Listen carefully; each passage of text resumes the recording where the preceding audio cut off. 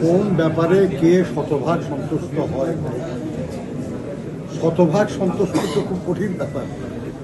কতটুকু সন্তুষ্ট?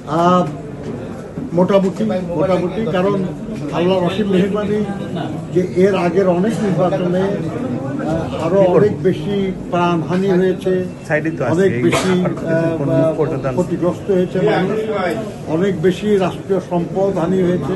এবার আল্লাহ অসীম মেহেরবানিতে তেমন কিছু হয় নাই। এটা খুব গুরুত্বপূর্ণ বিষয়। তবে দীর্ঘদিন ভোট না দিতে ভোট না দেওয়ার যে একটা সংস্কৃতি আমাদের জনগণের মধ্যে গড়ে উঠেছিল, সেটা পুরাটা আমরা ফিরিয়ে আনতে পারি।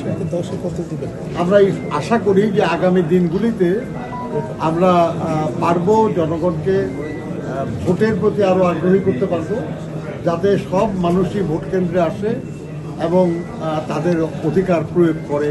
দেখেন, আমরা 292টি আসনে আমাদের প্রার্থীদের মনোনীত করেছিলাম। আমাদের তো ধারণা ছিল যে আমাদের সব প্রার্থীই জিতবে, এটা সবাই তাই মনে করে।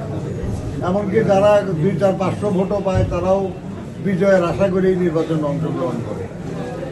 তো এই ব্যাপারে এই প্রশ্নের জবাব তো কিছু তেমন দেওয়া যাবে না। আমরা বলি যে আমরা যাই হয়েছে, ইনশাল্লাহ আগামী নির্বাচনে নিশ্চয়ই আমাদের ফলাফল আরও ভালো হবে। আদালত এই ব্যাপারে সিদ্ধান্ত যখন দিবে, নির্বাচন কমিশন তখন এই ফলাফল আনুষ্ঠানিকভাবে ঘোষণা করবেন এবং গেজেট প্রকাশ করবেন। আর এই 2-3 ছাড়াও বিএনপি সরকার গঠনের কোনো অসুবিধা নেই।